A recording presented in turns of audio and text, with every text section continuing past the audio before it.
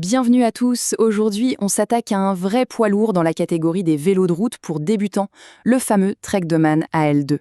En se basant sur un test d'expert très complet, on va voir ensemble si sa réputation est vraiment méritée. Ah, la grande question que tellement de cyclistes en herbe se posent. C'est vrai que quand on commence, ça peut vite ressembler à une jungle pour trouver le bon vélo. Eh bien, notre mission aujourd'hui, c'est justement de débroussailler un peu tout ça. Et le voilà, notre prétendant du jour. Il faut bien comprendre que le Doman AL2, ce n'est pas juste un modèle parmi d'autres. Non, c'est carrément devenu la référence, le vélo auquel on compare tous les autres dans cette gamme de prix. Alors, pourquoi un tel statut? Allez, on plonge dans le vif du sujet.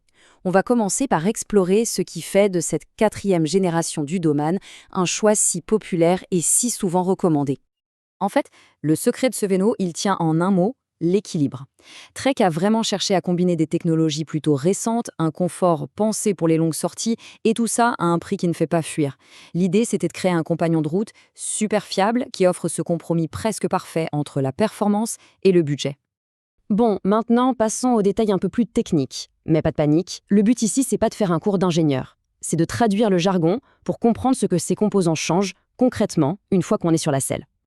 Alors là, attention, on touche à l'atout maître du Doman AL2, la fourche IsoSpeed. Pour faire simple, il faut l'imaginer comme une sorte de mini-amortisseur à l'avant du vélo. Son boulot, c'est de gommer les petites vibrations de la route. Résultat, on a beaucoup moins de fatigue dans les bras et les épaules.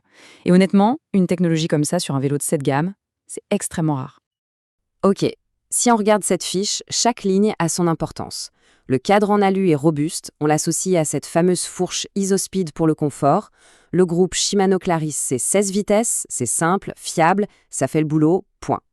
La cassette 1132, ça veut tout simplement dire qu'on a les bons développements pour grimper les côtes sans s'épuiser. Et enfin, la géométrie endurance, ça se traduit par une position plus relevée, donc moins de tension sur le dos pendant les longues heures de selle. Bon, la théorie et les fiches techniques, c'est bien beau, mais comment ça se traduit sur la route? On passe maintenant de la fiche produit aux sensations réelles, au ressenti une fois qu'on commence à pédaler. Et là, les retours de test sont vraiment unanimes. Le mot qui revient tout le temps, c'est confort. Le vélo est hyper stable, il met en confiance, ce qui est juste primordial quand on débute. En descente ou dans les virages, il n'y a pas de mauvaise surprise, il est prévisible. Et puis il a cette polyvalence remarquable qui permet même d'aller s'aventurer sur des chemins de gravier bien entretenus. Ça ouvre pas mal de nouvelles perspectives. Ok, on connaît bien la machine maintenant. Mais la vraie question, c'est de savoir à quel profil de cycliste ce vélo correspond vraiment. Est-ce que c'est le vélo idéal pour tout le monde? Et la réponse, c'est presque. En fait, il s'adresse à un public très large. Pour les débutants, c'est un choix idéal grâce à sa stabilité qui rassure tout de suite.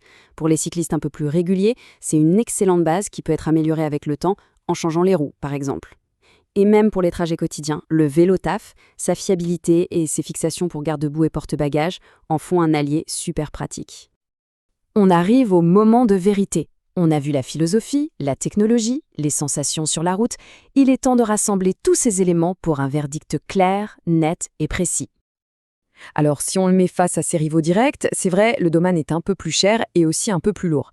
Mais cet écart se justifie. Le point qui change tout, c'est encore et toujours sa fourche en carbone IsoSpeed. C'est un avantage technologique que les autres n'ont tout simplement pas à ce niveau de prix. Si on ajoute à ça la réputation de fiabilité de Trek et sa garantie à vie sur le cadre, on comprend tout de suite mieux son positionnement. Donc, pour faire le bilan, les points forts sont vraiment indéniables. Le confort est immédiat, la forge en carbone est un vrai plus et sa polyvalence est exceptionnelle.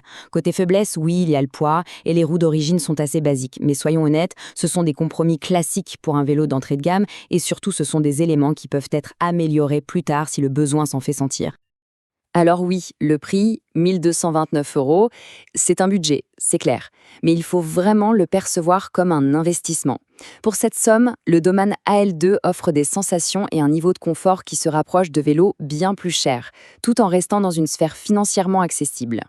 Et cette phrase de l'expert qui a testé le vélo, elle résume tout parfaitement.